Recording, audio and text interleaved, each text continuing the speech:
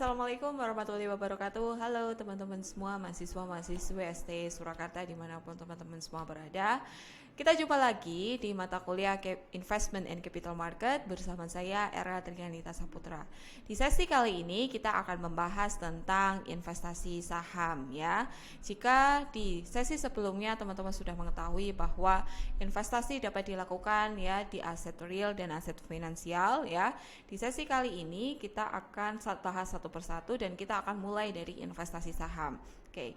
Nah, dari investasi saham ini ya ada satu ya yang harus kita ya pelajari bersama terlebih dahulu, yaitu tentang saham ya. Oke.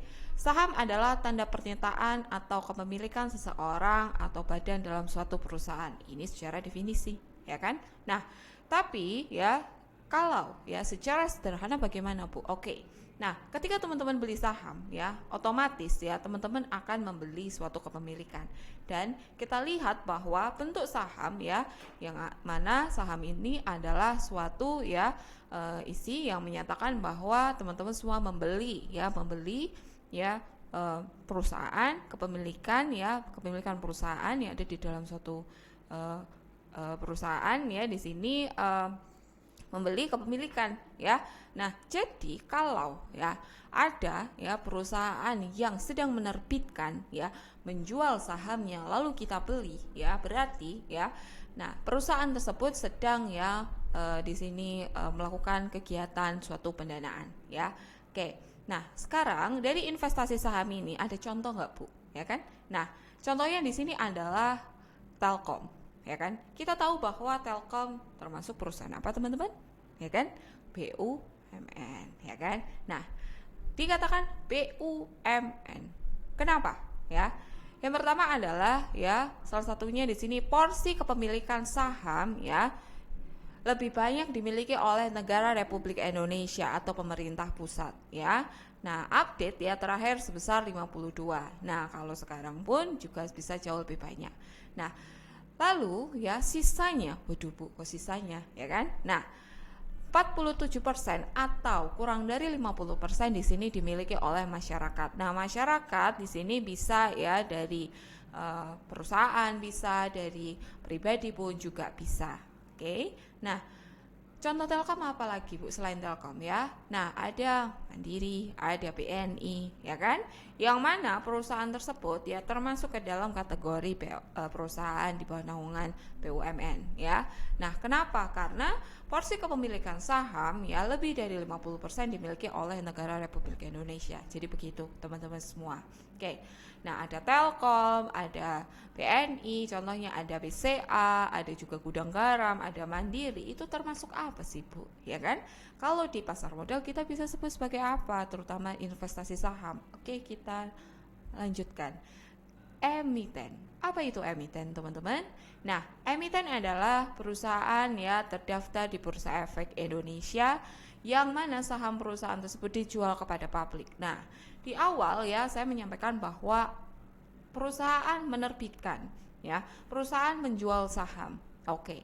Berarti ya untuk prosesnya seperti apa, Bu? Ya kan? Nah, prosesnya adalah melalui Bursa Efek Indonesia. Nah, ini resmi.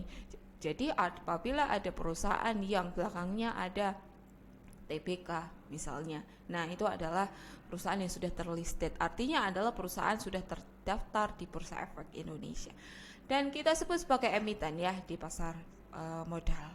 Oke, ini ada contoh, ada BCA, ada Java ya, ada Kalbi Mandiri, BRI, ada Astra, ada Wika, ada Unilever, ada SCTV, ada Antam dan yang lain-lainnya. Oke. Nah, dari penjelasan ini ya muncul ya bahwa apakah investasi saham itu aman, ya kan? Nah, pasti bertanya-tanya ya untuk teman-teman semua. Oke. Aman atau tidak, teman-teman? Ya, di sini aman ya, aman untuk berinvestasi saham. Kenapa? Karena di sini ada 3 badan ya yang ya secara langsung ya berkontribusi pada saat proses perdagangan terutama di Bursa Efek Indonesia. Yang pertama adalah ya BEI itu sendiri yang menaungi langsung ya perusahaan sekuritas dan investor berinvestasi dan bertransaksi di pasar modal, yaitu buying and selling saham Ada juga Kustodian Central Efek Indonesia atau kita sebut sebagai KSEI, dan juga ada Clearing Penjaminan Efek Indonesia. Oke, kita bahas satu persatu. Nah, IDX sendiri atau Bursa Efek Indonesia ya adalah suatu pihak ya yang menyelenggarakan dan menyediakan sistem juga sarana untuk mempertemukan penawaran dan juga pembelian ya. Jadi ada permintaan, ada penawaran ya. Nah, dipertemukan di mana? Di bawah naungan Bursa Efek Indonesia, dan di bawahnya juga ada perusahaan sekuritas. Oke, perusahaan sekuritas apa itu, Bu? Nah, nanti kita akan bahas secara tersendiri. Oke. Nah, yang selanjutnya adalah Kustodian Central Efek, lembaga yang menyediakan jasa kustodian sentral, penyelesaian transaksi efek. Ingat, efek ya, yang teratur, wajar, dan efisien. Yang ketiga adalah Clearing Penjaminan Efek Indonesia. Oke, nah ini adalah 3 badan yang secara langsung ya berkontribusi pada saat ya teman-teman semua ya melakukan proses transaksi di pasar modal, entah itu buy, entah itu sell. Oke, nah ini adalah struktur pasar modal Indonesia. Jadi di bawah naungan langsung OJK ya. Oke, dari penjelasan sebelumnya muncul pertanyaan lagi nih. Sudah tahu jawabannya aman. Lalu selanjutnya adalah keuntungan dan kerugiannya apa, Bu? Ya kan? Nah, oke, kita bahas keuntungan dulu. Keuntungan teman-teman ketika investasi saham ada 2, yaitu ada capital gain dan juga ada dividen. Oke, perbedaan yang paling mendasar apa, Bu? Kalau capital gain adalah ya selisih antara harga beli dan harga jual ketika teman-teman semua ya melakukan satu kali transaksi. Oke. Nah, contoh, beli di harga 5.000, jual di harga 7.000, berarti ada selisih ya kan 2.000. Nah, itu kita bisa masuk sebagai capital gain. Jadi, setiap hari dalam satu hari, nah, teman-teman dapat ya melakukan transaksi, dapat mendapatkan capital gain itu tidak hanya satu kali saja, tapi bisa ya 5 kali transaksi pun juga bisa. Oke, jadi capital gain ya kita simpulkan apa ya? Di sini muncul ketika ya terjadi transaksi penjualan ya, satu kali transaksi penjualan. Beda dengan dividen. Kalau dividen memang betul termasuk ke dalam keuntungan, namun dividen di sini ya teman-teman akan dapatkan apabila ya teman-teman ya menyimpan sahamnya kurun dalam waktu 1 tahun atau sudah melewati akhir tahun. Dan besaran dividen setiap perusahaan itu sangatlah berbeda ya. Bisa 20% dari laba bersih ya kan, bisa juga 12%. Dan besarnya dividen yang dibagikan oleh masing-masing investor itu tergantung kepemilikannya. Jadi teman A membeli saham Unilever 12%. Jadi ya ketika A tadi menyimpan sahamnya selama 1 tahun misalnya, A tersebut akan mendapatkan dividen sebesar 12% dari pembagian laba yang khusus dibagikan untuk dividen. Oke, gitu ya. Oke, dari keuntungan kita masuk ke kerugian. Kerugian saham yaitu ada capital loss dan risiko likuidasi. Capital loss sendiri ya dalam bahasa sehari-hari adalah rugi ya, harga jual kurang dari harga beli. Nah, sama ini kita dapatkan ketika apa? Ketika satu kali transaksi yaitu penjualan, dan ini sangat dihindari oleh para investor ya. Kalau bisa ya jual saham di atas harga beli. Selanjutnya resiko likuidasi. Jadi teman-teman beli saham tapi apa? Ya, ternyata perusahaan tersebut ya ternyata dinyatakan bangkrut oleh pengadilan. Nah, ini ada risiko yang namanya risiko likuidasi.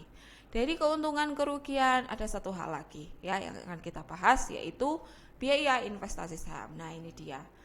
Ya, jadi setiap apapun itu ya pasti ada biayanya ya, kita tidak bisa dipungkiri. Namun, nah untuk biaya investasi saham ini ya besaran proporsinya adalah sebesar 0,00 sekian persen. Oke.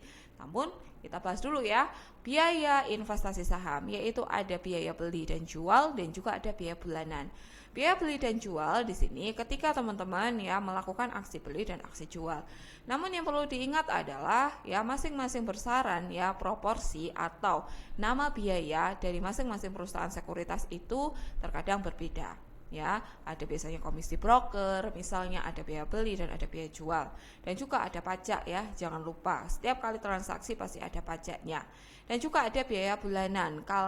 Kalau ya kita sebagai investor ya ya menaruh atau menggunakan ya akun tersebut, kita gunakan untuk setiap bulannya. Nah, ini adalah biaya investasi saham yang termasuk ke dalam satu komponen yang perlu kita pertimbangkan ketika kita berinvestasi langsung untuk stok ya, untuk saham. Oke, untuk kali ini sekian teman-teman semua. Apabila ada pertanyaan, apabila ada kasus yang ingin teman-teman bahas, silahkan ya sampaikan nanti di kelas. Dan untuk materi lebih lanjut, penjelasan terkait dengan risk and return, lalu juga terkait dengan biaya investasi saham, kita akan bahas langsung di kelas. Bagaimanakah prakteknya dan bagaimanakah perhitungannya. Oke, sekian dulu dari saya. Wassalamualaikum warahmatullahi wabarakatuh.